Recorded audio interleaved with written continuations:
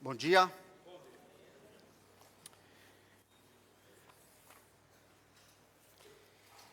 Obrigado, equipe de louvor, de poder ter sido lembrado de verdades acerca do nosso Deus, nosso Salvador, Senhor Jesus.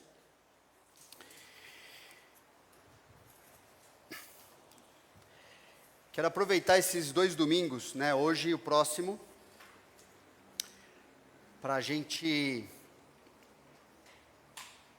ser desafiado, a fazer o que a gente acabou de cantar aqui, proclamar que só Jesus é o Senhor. Então quero que a gente gaste um tempo junto, falando de coisas que com certeza a gente já sabe. Quero passar aqui com vocês, a gente junto, sobre o Evangelho, um pouco adaptado a esse tempo, essa época de Natal, para a gente poder conversar com as pessoas sobre isso.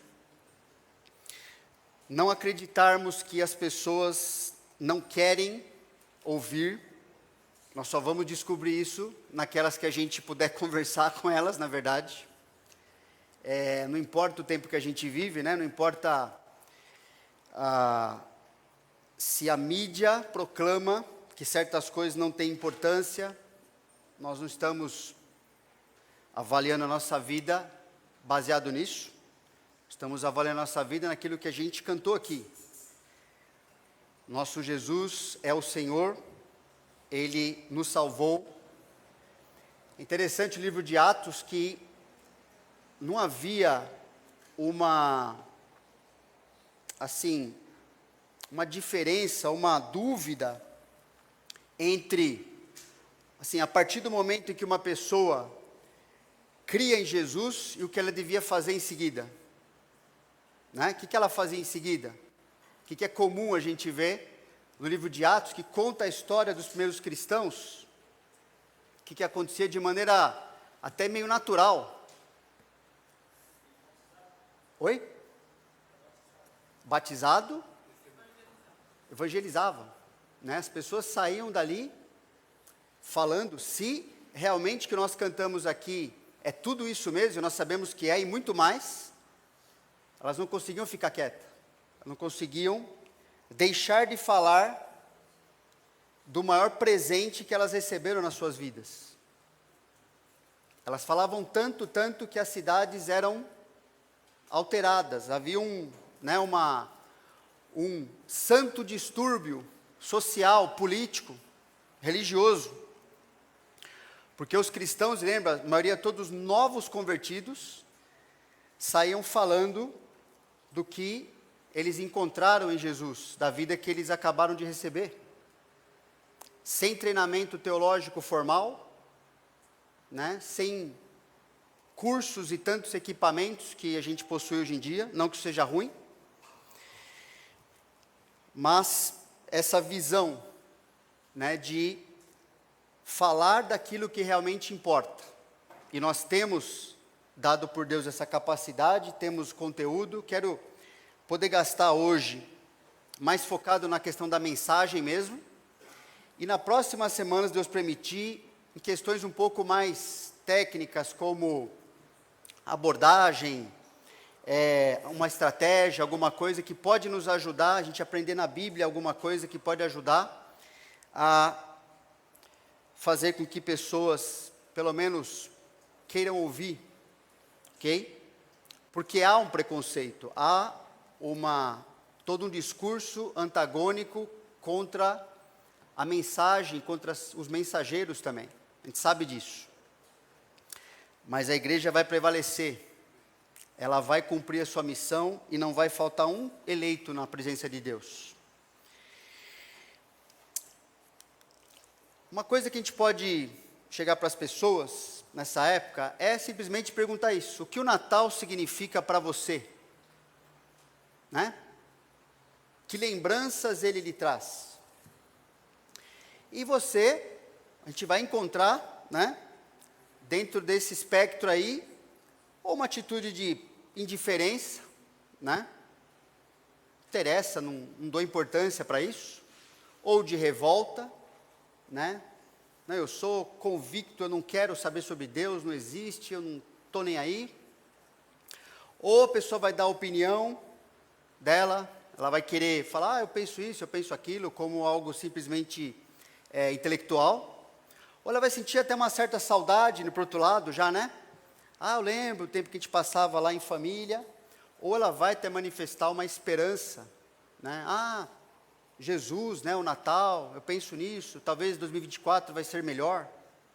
Seja qual for a resposta, a pessoa sempre vai revelar uma perspectiva ou mais humana ou mais divina, né, ou mais bíblica, sobre Deus, sobre a Bíblia e sobre a sua própria vida em tudo isso, né? Não precisa, eu vou mandar tudo isso aqui, tá bom? Tentar mandar isso hoje, inclusive. As pessoas falam do que é importante para elas, não é verdade? Nós não fazemos isso também? Portanto, a gente tem que prestar atenção nessas respostas. Se você fizer essa pergunta, procura ouvir, né? Ouvir, porque é interessante quando a gente vê na própria Bíblia o início das conversas evangelísticas, também a gente percebe que as pessoas estavam em certas situações, circunstâncias, fizeram certas perguntas para aquelas que elas queriam falar de Jesus, e elas ouviram as respostas. Porque a partir de uma resposta, você vai poder perceber, bom, isso é importante para essa pessoa, né? É muito provável que essa resposta vai estar relacionada a alguma situação desagradável, dentro desse espectro aí, ou agradável que essa pessoa viveu. Que, na verdade, o que nós sabemos quando a pessoa responde, não importa aonde ela responda nessa figura aí. A gente percebe que o que ela falar vai tratar da percepção de como o pecado afetou a sua vida, mais ou menos, mesmo que ela não tenha noção de que está respondendo sobre o pecado naquele momento, mas ela vai falar sobre a sua vida, como alguma coisa se relacionou, como ela lidou com aquilo, o que ela sentiu, o que ela sofreu, o que ela teve na vida dela. Então a gente sabe disso. A resposta das pessoas a como tem sido essa questão de Natal, de Jesus, de Deus,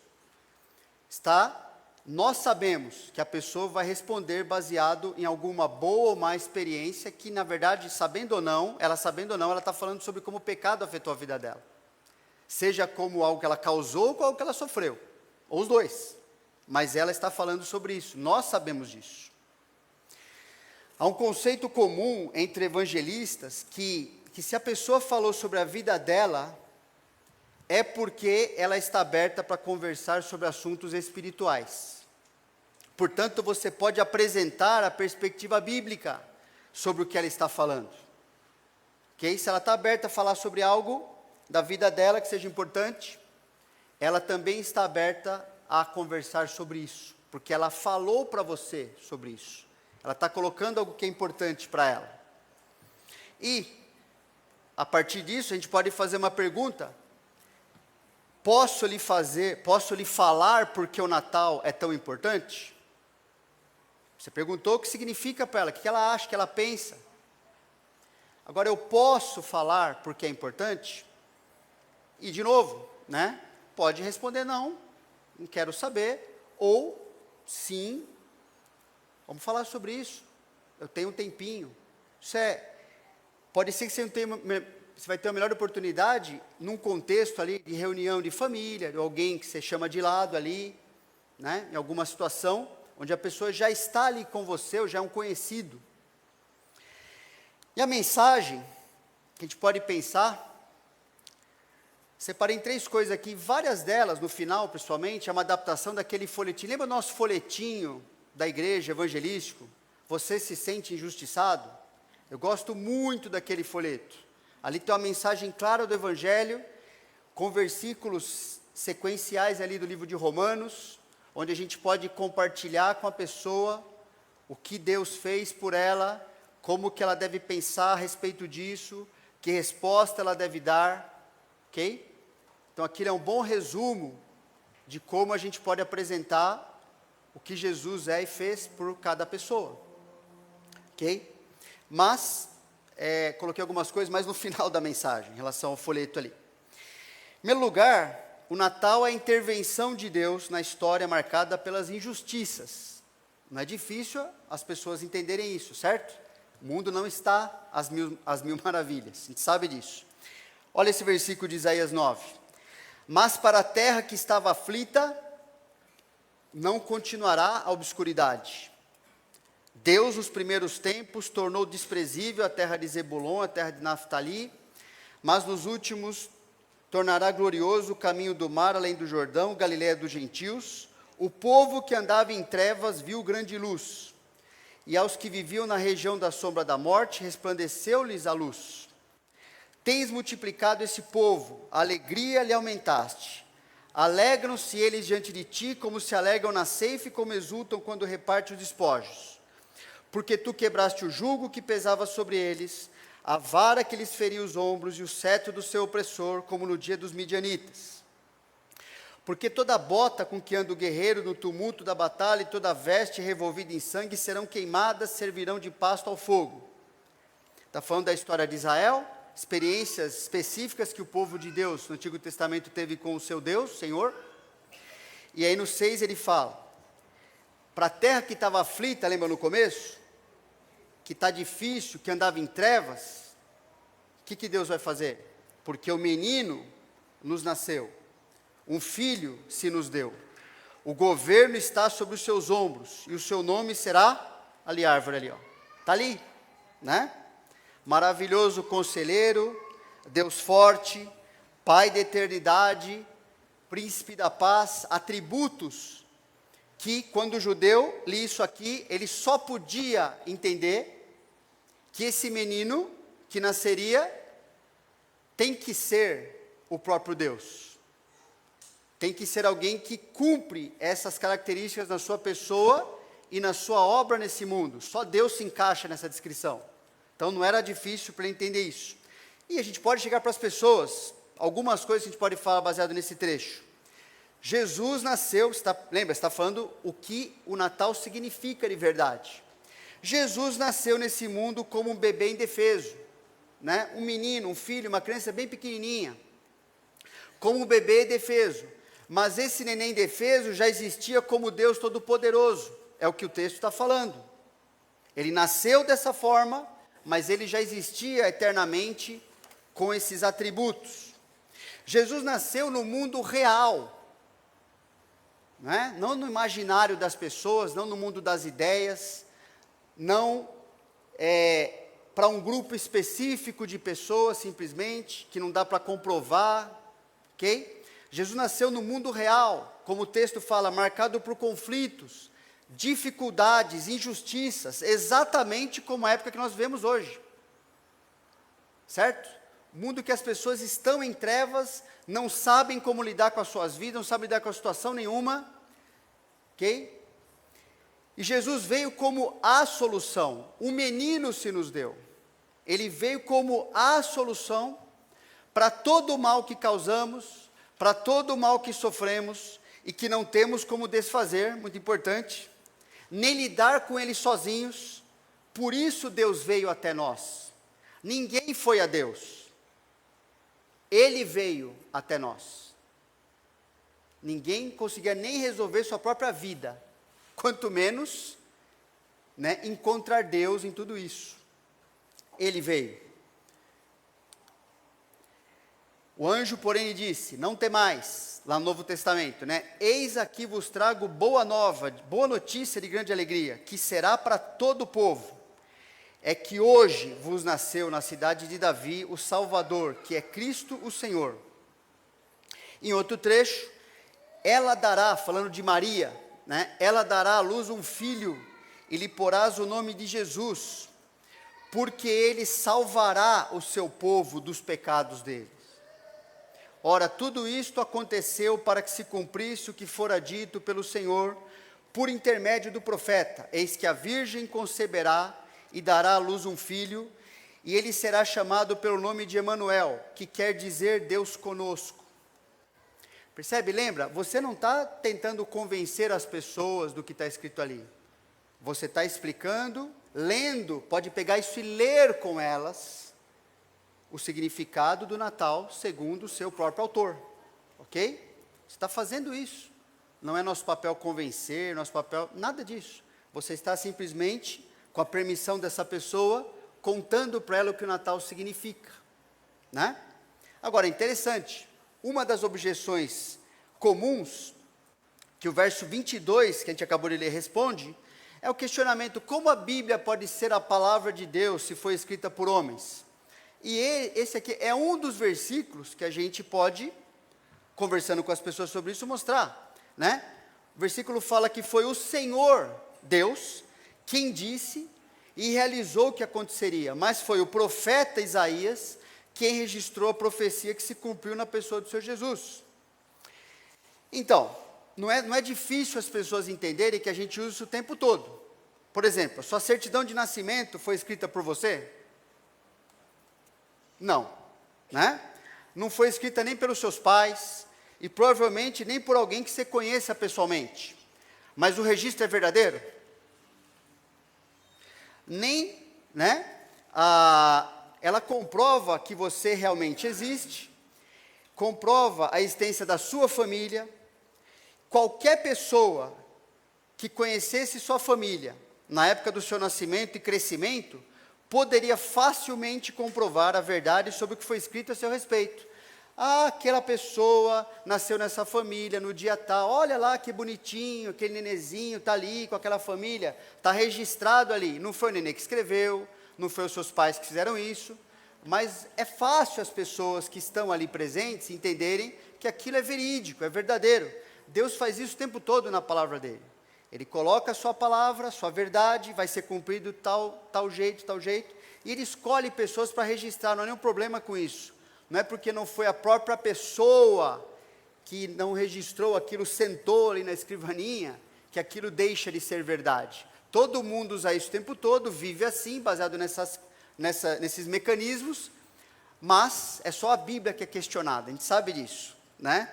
Então, há muito mais comprovação histórica em profecias, em coisas que aconteceram, inclusive diante de pessoas que queriam que aquilo nunca tivesse acontecido, do que a veracidade da nossa certidão de nascimento, por exemplo, ok? Então, pode ter tranquilidade, quando Deus registrou na sua palavra e cumpriu, tinha um monte de gente ali torcendo contra, um monte de gente que não queria que tivesse acontecido aquilo, tentaram negar isso o tempo todo, né? E tudo bem, Deus decidiu registrar a sua vontade, a sua verdade. Jesus veio, nasceu nesse mundo, como em detalhes foi cumprido um monte de coisa ali a seu respeito, coisas que ele não tinha nenhum controle, como o neném recém-nascido, nem seus pais tinham controle, ok? E tudo aconteceu exatamente como Deus tinha falado há centenas de anos antes. A situação do mundo daquela época, da vida das pessoas, o texto que a gente leu antes, estava bem ruim, e a vinda de Jesus foi a boa notícia que precisavam. Por quê? Porque o Natal é a intervenção de Deus na história da vida de pessoas como nós, né? No mundo real, pessoas como nós, que vivemos com os nossos problemas, nossos pecados, nesse mundo cheio de coisa que a gente não gostaria que acontecesse. Agora, há algo comum entre nós, desde o nosso nascimento, né, que é o fato de sofrermos e causarmos sofrimentos aos outros, mesmo aqueles a quem amamos. Mentimos, maltratamos, cobiçamos as coisas dos outros, brigamos, culpamos e sofremos as mesmas coisas por parte das pessoas. As pessoas, será que têm dificuldade de reconhecer isso? Não, é muito fácil entendermos isso. Difícil você encontrar uma pessoa que não reclame da situação no que a gente vive, certo? Então, percebe? É uma conversa, né? Sim, é verdade. A Bíblia fala sobre isso. É uma conclusão, né? Lá no capítulo 3 de Romanos, uma conclusão do afastamento do ser humano em relação ao seu Deus, seu Senhor. Que se conclui? Temos nós qualquer vantagem? Não, de forma nenhuma, pois já temos demonstrado que todos, tanto judeus como gregos, né, toda a humanidade, representada aqui nesses dois grupos, estão debaixo do pecado, como está escrito: não há justo nenhum sequer, não há quem entenda, não há quem busque a Deus, todos se extraviaram, a uma se fizeram inúteis, não há quem faça o bem, não há nenhum sequer, a garganta deles é sepulcro aberto, Com a língua urdem engano, veneno de víbora está nos seus lábios. A boca eles a têm cheia de maldição e de amargura. São os seus pés velozes para derramar sangue. Nos seus caminhos, a destruição e miséria. Desconheceram o caminho da paz. Não há temor de Deus diante dos seus olhos. Gente, é difícil encontrar uma pessoa que vá contestar essa realidade. Difícil. Pode encontrar um maluco por aí, mas é difícil. Mesmo que queira culpar Deus por tudo isso, ele ainda vai reconhecer que isso é uma realidade presente no mundo, em qualquer lugar do mundo. Não há lugar hoje em dia melhor ou pior para se ver em relação ao que está escrito aqui, né? Porque ele está falando de como as pessoas vivem, do que elas produzem nas suas vidas. Isso é geral, é universal, né? E quando a gente pensa bem, quando a gente olha para essa realidade, para o que está escrito aí, olha para o tempo, a época que a gente vive, isso nos incomoda. Isso nos incomoda muito. Não é preciso ser um cristão para ficar incomodado com a realidade, certo? Todo mundo fica incomodado com essas coisas, né? O que isso comprova? Isso comprova que existe, e sempre existiu, um padrão superior. Existiu sempre um sentimento de que nós mesmos, os outros, as coisas que nos cercam, seriam melhores se fossem diferentes. A gente olha para a realidade e fala assim, nossa, isso aqui está ruim, que difícil, as pessoas estão assim, me fizeram isso, eu mesmo faço tal coisa, eu não queria fazer. Que isso comprova? Que eu estou comprovando de que existe algo superior para eu viver que eu não estou fazendo, que a sociedade está do mesmo jeito. E essa realidade se torna tão insuportável, é mais uma comprovação disso. Essa realidade se torna tão insuportável que a gente tenta compensá-la com diversão, com drogas, com sexo, com religião, com boas ações, com remédios, com a aceitação dos outros e até mesmo com a morte como uma ilusória saída. Isso é realidade ou não? Sim. Deus ensina que esse anseio e desespero são verdadeiros em cada ser humano. Porque como fomos criados por Deus, Ele que é o padrão de justiça, o padrão de amor, e para vivermos segundo o que Ele define como uma vida justa, uma vida amorosa, quando a gente perdeu o relacionamento com Ele, perdemos esse padrão de justiça, perdemos o amor em relação a nós mesmos, em relação aos outros, em relação ao próprio Deus. Quando uma pessoa vive de maneira egoísta, ela realmente está se amando como Deus planejou? Sim e não, né? Ela está achando que aquilo vai fornecer para ela o que ela precisa. Mas na verdade é a maior armadilha, é o maior buraco que ela está vivendo. E quem que hoje não levanta a bandeira de que viver para si mesmo é muito bom? Certo? Mas aquilo ela está cavando ainda mais o seu buraco. Porque foi perdido esse padrão. Deus é amor, Deus é santo, Deus é justo, Ele é a verdade, Ele é o bem. Então, qualquer afastamento do padrão, no qual, baseado nessa natureza, nós fomos derivados dessa natureza, criados dessa forma, e fomos criados para viver com o nosso Deus. Então, qualquer afastamento do padrão vai gerar saudade, vai gerar aquele sentimento verdadeiro. Foi perdido algo. Eu não estou mais como devia. As coisas parecem que foram todas perdidas, e é uma comprovação verdadeira. Que aí a gente perde o relacionamento. Como é que eu lido comigo mesmo? Como é que eu lido com Deus, com as pessoas? Está tudo em trevas, tudo confuso. E a partir daí a gente vive tentando substituir Deus e seus padrões por qualquer coisa que nos pareça ajuda ou alívio. E essa condição a Bíblia chama de pecado. Ok? Toda tentativa de substituir Deus por alguma coisa, tentar estabelecer a si mesmo o lugar dele, tentar viver a sua maneira, a Bíblia tem um nome, uma palavra só: pecado. Você não está vivendo conforme o padrão que você devia. Você está aquém, você está afastado. Você está fora.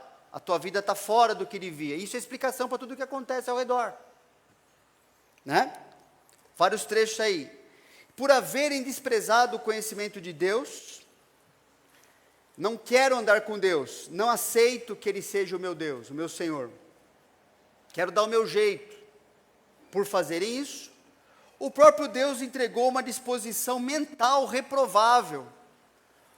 Porque é lógico, se Ele é verdade, se afastar dEle causa o quê? Nos coloca na mentira, no engano. Se Ele é o bem, e eu não quero o bem, o que sobra? O mal.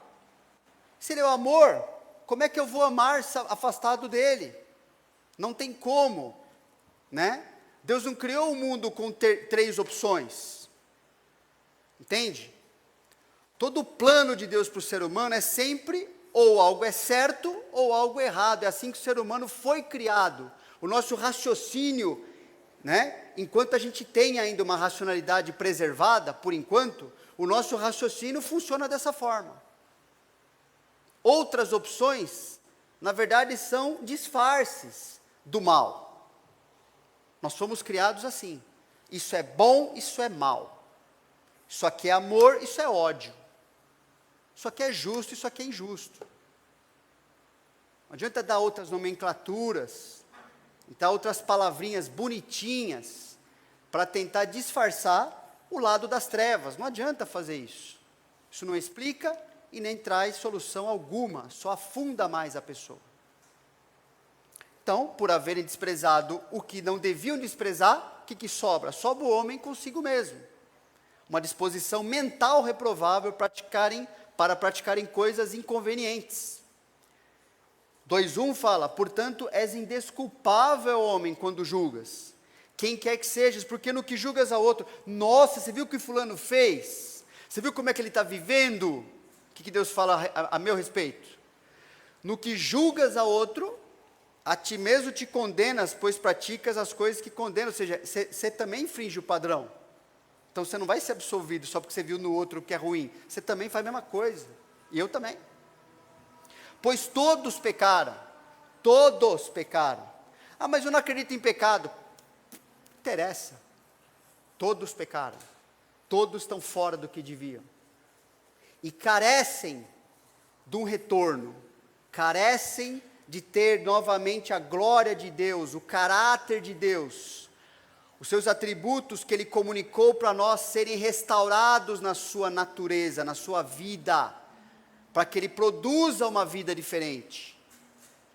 Todos pecaram e precisam da glória de Deus, que foi manchada, que foi perdida ali na queda. Porque o salário do pecado é a morte. Mas o dom gratuito de Deus é a vida eterna em Cristo Jesus, nosso Senhor. Agora tem uma coisinha que eu coloquei aqui, você vai ter também no seu material, né? Que eu tirei daquele folheto da nossa igreja. Assim como o salário é o que merecemos e esperamos receber após termos feito algo, Deus diz que por termos pecado, nós merecemos receber a morte. A palavra morte significa separação, refere-se à separação eterna entre nós e Deus. Isso não foi uma decisão do Senhor. A decisão do Senhor foi, estou protegendo você de não se separar de mim. Não, mas eu quero fazer diferente. Deus falou, se fizer diferente, você vai se separar de mim. E agora estamos em trevas. Se formos sinceros, temos que admitir que somos pecadores culpados e sem defesa quanto aos nossos atos, palavras, pensamentos e nossos desejos mais profundos têm pecado ali. Mas note que o versículo contrasta a morte com a vida eterna, não é? O salário do pecado é a morte, mas o dom gratuito de Deus é a vida eterna. Eu mereci a morte, porque eu sou um pecador que peca sem parar. Mas eu recebi algo que eu não consigo receber por mim mesmo. O dom gratuito de Deus é a vida eterna em Cristo Jesus, porque a obra é dele, ele que fez, Ele que se qualificou, Ele que morreu no nosso lugar. Eu não fiz isso, nem outra pessoa fez por você, a não ser Jesus. Então o versículo contrasta a nossa condição com a solução. Né? Outro versículo importante, esse aí, é um juntamento de versículos que também está no nosso folheto. Sendo justificados gratuitamente por sua graça, por meio da redenção que há em Cristo Jesus. Deus o ofereceu como sacrifício que aplacou sua ira, mediante a fé, pelo seu sangue, demonstrando a sua justiça, a fim de ser justo e o justificador daquele que tem fé em Jesus. Sendo justo, então, Deus precisa punir o pecado, senão ele seria um juiz injusto. E ele não é, ele é justo. Sendo amoroso, ele mesmo se fez homem, viveu uma vida sem pecado e ofereceu a si mesmo como sacrifício pelos nossos pecados. A gente já viu o versículo anterior lá, que apresenta por que Jesus nasceu nesse mundo, já vimos, né? Mateus 1:21 fala, ela, Maria, dará à luz um filho e lhe porás o nome de Jesus. E ele tem esse nome porque ele veio cumprir a sua missão, porque ele salvará o seu povo dos pecados deles. Jesus é Salvador, o nome significa Salvador, um nome que só se refere a Deus, ok? E ele veio fazer isso. Esse versículo aqui é muito importante de conversar com as pessoas. Aquele que não conheceu o pecado, ele o fez pecado por nós, para que nele fôssemos feitos justiça de Deus. Esse verso fala do maior presente que poderia existir. Fala da doutrina da imputação ou da substituição, ok? Uma troca em que Jesus Cristo, né? Ele é aquele que não conheceu o pecado. Estão falando de Jesus Cristo, que é Deus, sem pecado e que nunca pecou, recebeu da parte de Deus Pai. Ele aqui, ele o fez, ele é o Deus Pai. Ele, né? Então, Jesus que nunca pecou, não é pecador, nunca teve envolvimento com o pecado, não cometeu nem pensou algo, porque ele é Deus. Recebeu da parte de Deus Pai o quê? Todos os pecados de todos nós. E teve que ser tratado como se fosse pecador. E morrer pelos nossos pecados. E toma cuidado, Jesus não era pecador na cruz. Enquanto ele estava recebendo o meu e o seu pecado, ele fez isso, suportou tudo isso, ainda sendo Deus perfeito, santo, justo, que nunca havia pecado. Em todo o tempo que esteve na cruz, em nada o caráter santo e puro do Senhor Jesus foi perdido ali. É aquela cena de receber toda aquela sujeira, e você não tem nada a ver com aquilo. Você continua sendo justo e puro, e aquilo vem tudo para cima e para dentro de você. E você tem que ser tratado, enxergado daquela forma. Por isso que o Pai virou o seu rosto. Quando ele olhou toda aqueles pecados de todos os pecadores em cima do seu filho, o Pai não podia olhar para o filho. E o filho continuava ali com a sua santidade debaixo de toda aquela nojeira. Pecado separa, não separa? Por aquelas 3 horas, o pai ficou separado do seu filho, na sua comunhão, porque os nossos pecados faziam essa separação. Ele não tinha nenhum.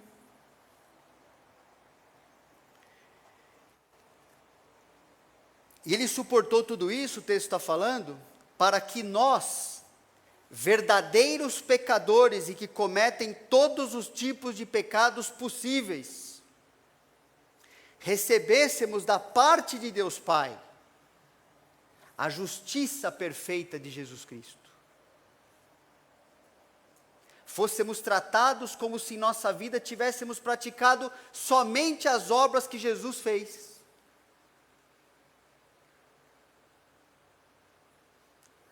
Os nossos pecados em cima de Jesus. Aquele que nunca pecou e sempre praticou. Lembra o Pai? Sempre Ele faz a minha vontade. Sempre, todo dia, todo momento, tudo que Ele pensa, tudo que Ele quer, tudo que Ele pratica, sempre é perfeito. Sempre é o que devia ser, sempre está de acordo com o padrão. Sempre é verdade, sempre é amor, sempre é bondade. Todos os nossos pecados em cima dele. E o que a gente ganha? Agora vou tratar vocês com toda a justiça que meu filho sempre teve em si mesmo. Dou para vocês isso. Troco com vocês isso. Os seus pecados, a sua sujeira.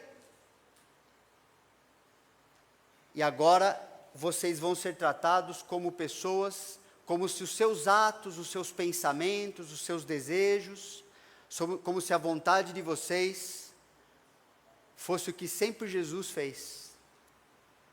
Essa troca, as obras de Jesus justas do Senhor. Isso tudo não parece justo, não é? Quando alguém fala Deus não é justo, mostra esse versículo.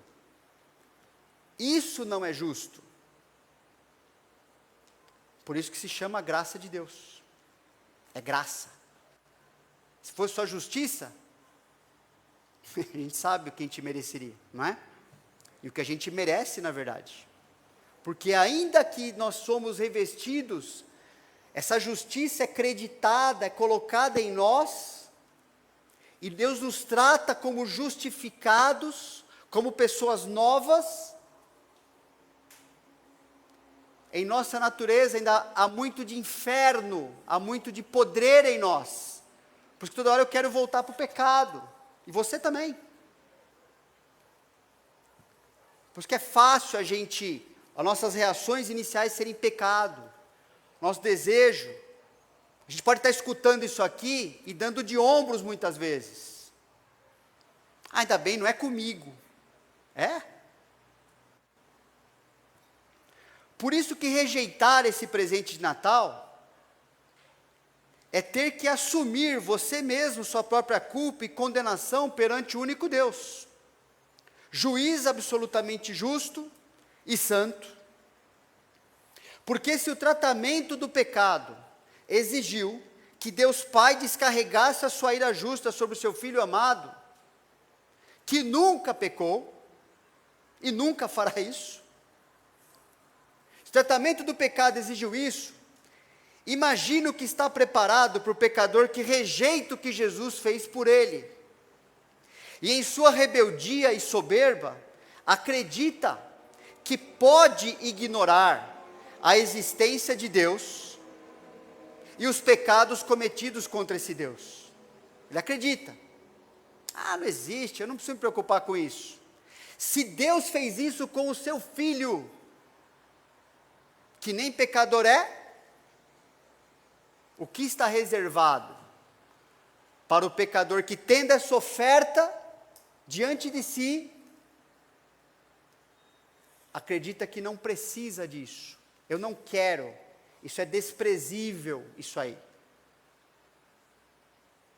Ou, acreditando na existência de Deus, no final dá na mesma, em sua rebeldia e soberba, acredita que pode ser aceito por Deus nos próprios méritos de um caráter justo que simplesmente não existe diante de Deus.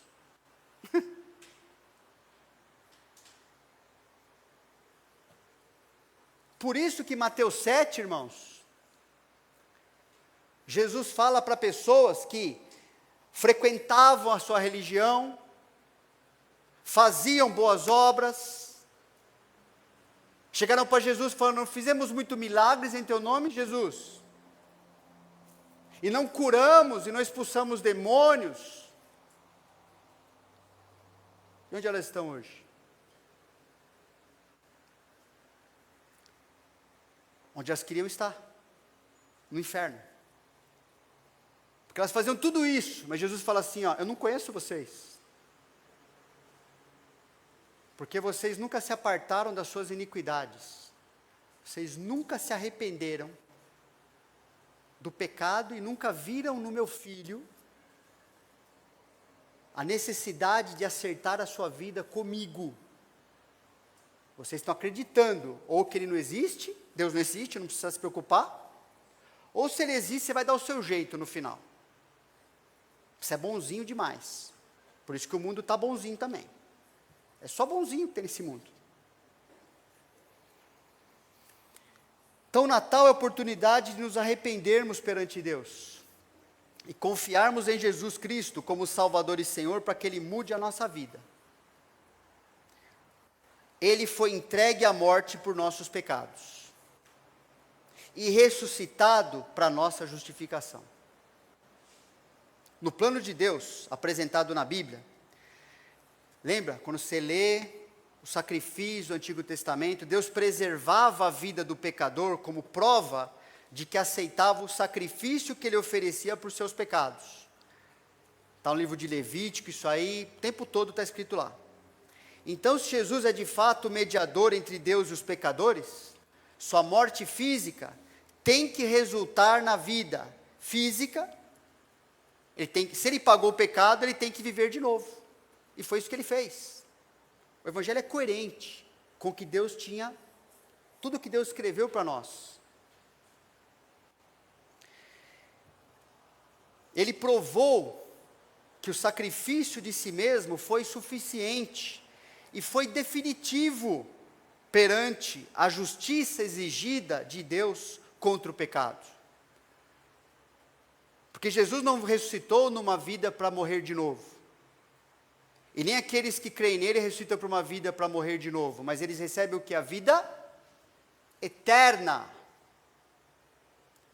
Porque isso prova que o pecado foi tratado de maneira suficiente e definitiva, para sempre. Senão quantas vezes isso vai acontecer? Todo dia. A prova de que a morte de Jesus Cristo foi o sacrifício aceito como pagamento pelos nossos pecados e que estamos perdoados é o fato de que Jesus Cristo ressuscitou. Ele venceu a morte porque venceu o pecado, que é a causa de toda a separação entre nós e Deus. A ressurreição de Cristo é a reversão definitiva de uma realidade. A consequência do pecado, morte eterna, não é? Então isso foi revertido pelo resultado da salvação. Jesus pagou os pecados, obrigatoriamente tem que resultar em vida eterna. É isso que ele fez. Agora não basta saber essas coisas, porque Deus requer a sua decisão individual quanto a elas.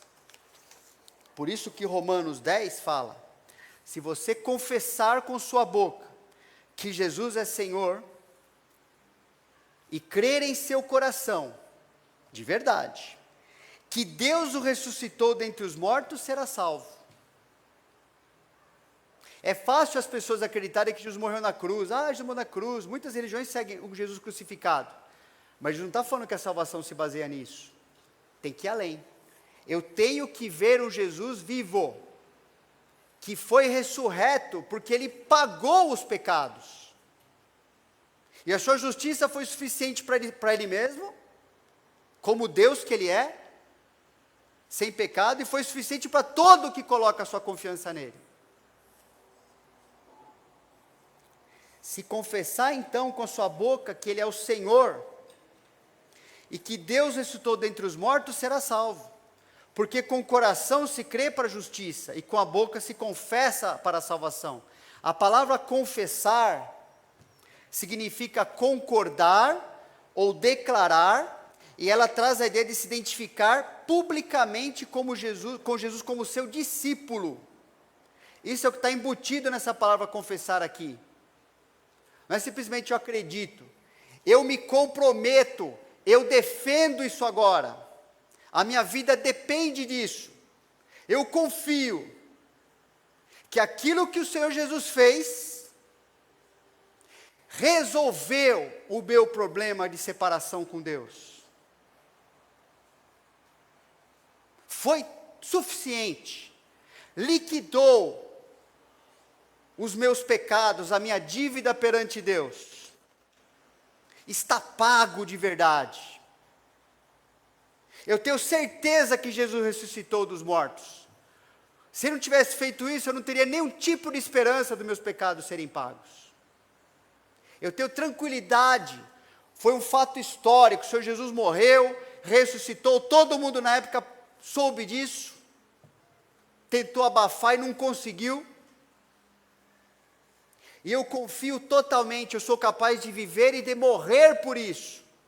Por isso que tem cristãos no nosso tempo que continuam morrendo por causa disso.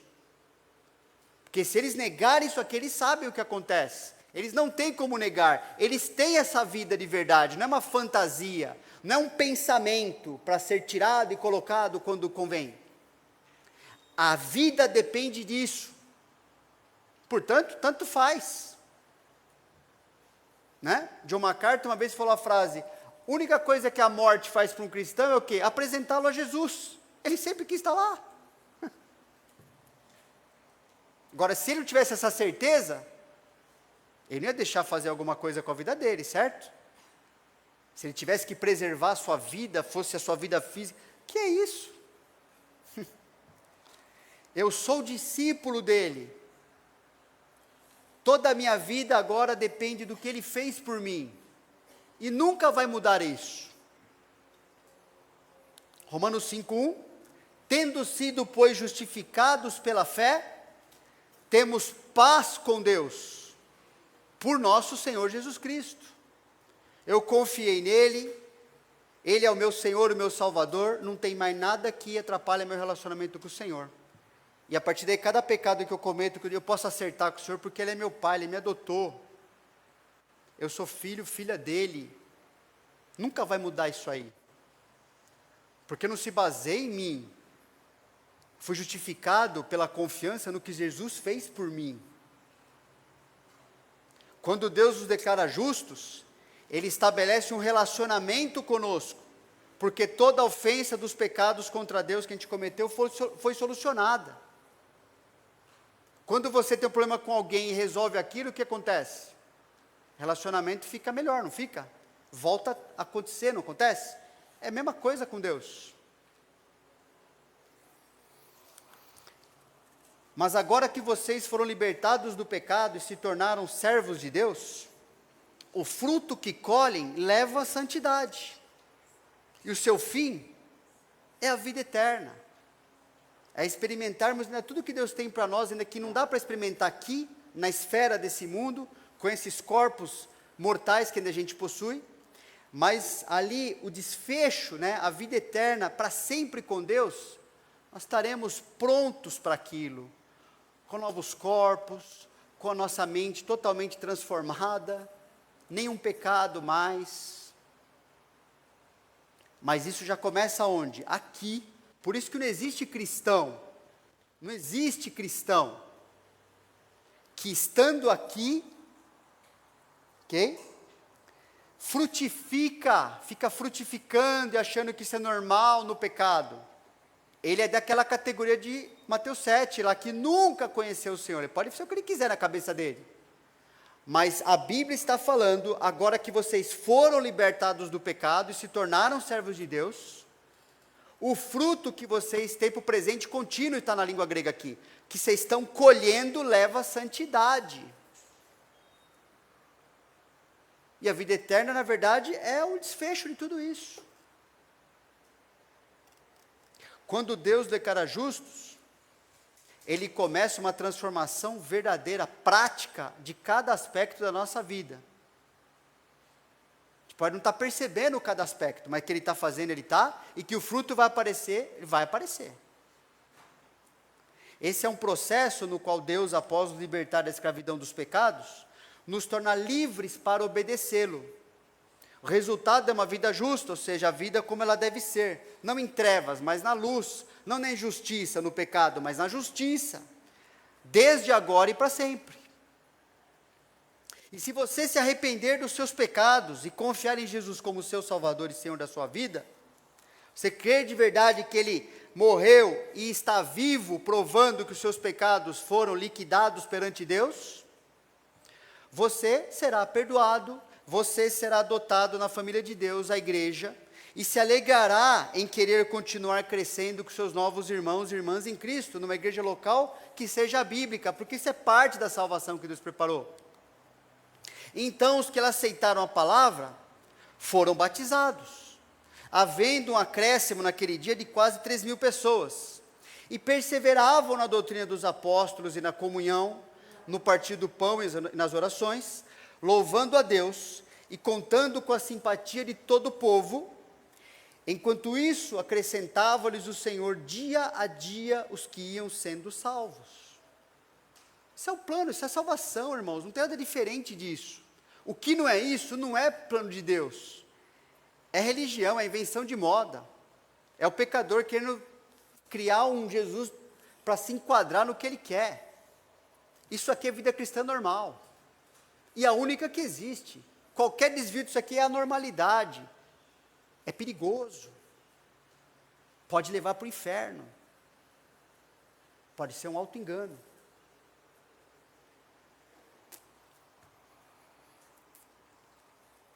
Isso aqui é um equipamento, dentre tantos que a gente tem recebido, uma forma, talvez você tenha uma forma melhor, até mais sucinta às vezes, de mostrar para as pessoas. Ontem a gente estava ali, um grupo, né? Estava ali na Concha Acústica do Taquaral, teve a Orquestra Sinfônica de Campinas fazendo o programa de Natal. Muito bonito, né? Natal, muitas músicas ali, obras, né? Italianas, algumas também específicas de Natal, algumas até falando de Jesus. Muito bem preparado, uma multidão de pessoas ali. Estava sentado ali, lembrando, né? Tantas vezes falei de Jesus naquele lugar, naquela concha acústica, para as pessoas ali no Taquaral. Já encontrei pessoas ali. Rogério está aqui? Não está hoje aqui, né? Evangelizando com o Rogério. A gente encontrou um médico ali, sentado, judeu, de família judia. Ele estava sentado ali planejando o seu suicídio. Ele já era cristão, mas ele estava pensando em fazer isso. Frequentou um tempinho aqui a igreja, a gente conversou, começou a fazer um discipulado. Ele foi um dos fundadores de uma igreja, inclusive chama Igreja Batista Nova Aliança, em Rafar. A gente não pode nem usar o site, o domínio que a gente mais gostaria, porque eles já pegaram na frente. É uma igreja maior que essa, que foi fundada com cortadores de cana.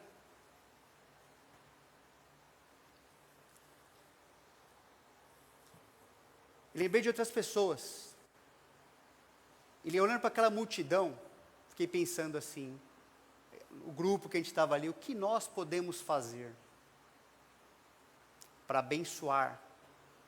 Foi muito bonito, né? Aquela demonstração de, aquele aspecto, a revelação geral de Deus, né? Aquelas pessoas super talentosas, suas vozes, seus instrumentos, mostrando como é que Deus criou o ser humano de maneira maravilhosa, usando os seus talentos de maneira muito bonita, mas sem Cristo a maioria. O que vai valer? Vocês não conhecerem a revelação especial, que é a sua palavra, que é o Senhor Jesus? Para onde vai tudo isso? Quem que poderá, aqui em Campinas, falar para essas pessoas? No meio da multidão eu vi um casal de vizinhos da nossa rua agora ali, que estava sentado ali. Já dá para levar uma conversa. Irmãos, não há diferença. Na verdade é estranho um convertido não viver falando da sua conversão aos outros. Os evangelistas podem ter maior facilidade, estratégias. Mas se somos filhos e filhas de Deus, Ele quer usar a nossa vida. Ele tem a nós, para que Campinas tenha um Natal de verdade. Quem sabe? Não é? Quero que a gente pense uma coisa prática aqui. Não coloquei aqui, mas vou falar. Ler esse material que você vai receber, por favor. Ler esse material. Para ficar mais familiarizado. E orar cada dia. Cada dia. Eu vou tentar mandar um lembrete todo dia no grupo. Dessa semana, por oportunidade de apresentar esse evangelho. E usar esse material com uma pessoa. Fiquei pensando se aquela multidão de ontem fosse de pessoas que estavam adorando a Jesus. Já pensou? Uma concha acústica cheia de adoradores. O céu vai ser muito mais que isso. Nós já estamos lá, nosso lugar está garantido no céu. Aqueles que creem, né? Mas vamos usar a nossa vida, irmãos, para que pessoas tenham o mesmo privilégio de ouvir o verdadeiro Natal. Não se esconda, não se acanhe. Deus quer usar do seu jeitinho você, com as pessoas que são difíceis de conversar, sim, não tem problema. Pergunta para o apóstolo Paulo, se foi fácil. E ele sabia tudo da Bíblia, né? Ele sabia falar de qualquer coisa. Mesmo assim, sofreu bastante. Por que vai ser diferente conosco? Não espere isso. Só se coloque na mão de Deus. Faz parte da minha santidade ser discípulo que ensina os outros a obedecer a Cristo. Obedecer a Cristo tem a ver com falar dele para os outros, ensinar a obedecer, a viver como Ele quer. Você vai fazer isso? Eu vou fazer isso?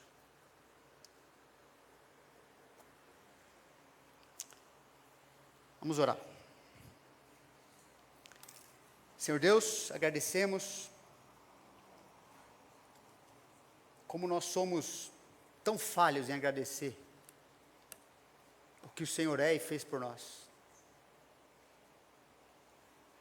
Como o seu plano salvador é perfeito, como Ele resolve as nossas vidas, como Ele dá conta das nossas lutas diárias. O Senhor eliminou o pecado que nos separava de Ti. O Senhor nos deu o evangelho da reconciliação, somos Teus embaixadores, Senhor. O Senhor nos deu uma posição para vivermos nesse mundo, não perguntando o que é melhor, o que não é, sendo aceito pelas pessoas, mas nós temos o remédio espiritual eterno para a vida delas. Nós temos poder, o Seu Espírito Santo é o poder em nossa vida, para testemunharmos, não para um monte de bobagem que as pessoas inventaram a teu redor, como se o Espírito Santo fosse para nos manter egoístas, malucos, mas é o poder para testemunhar, para falar do teu Filho, para enfrentarmos oposição, para termos sabedoria de como tratarmos as pessoas que podem até nos odiar, como odiaram a Ti. Nossa vida está segura e garantida, não há nada que possa acontecer que vai nos separar do Teu amor, Senhor.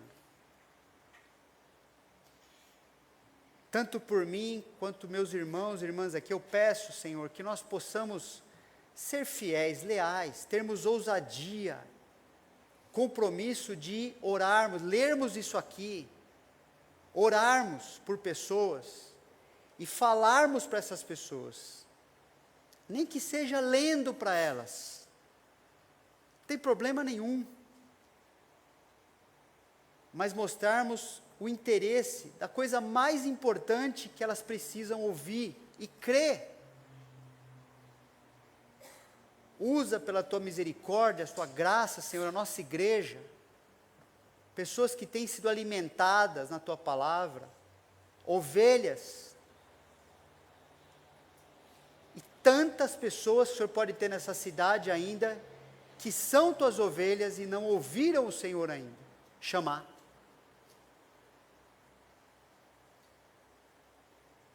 Obrigado, Senhor, pelo privilégio que nós temos de te conhecer e de falar com autoridade no nome do Senhor.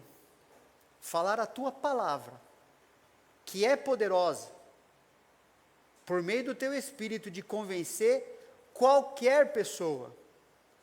Qualquer maldade ela é capaz de limpar. Por mais dura que se pareça uma pessoa, ela é capaz de convencer, e sabemos porque nós estamos aqui. Todos nós éramos desgarrados. Todos nós éramos teus inimigos. Odiávamos o Senhor. E agora te amamos. Porque o Senhor nos amou. Nos alcançou, está nos transformando.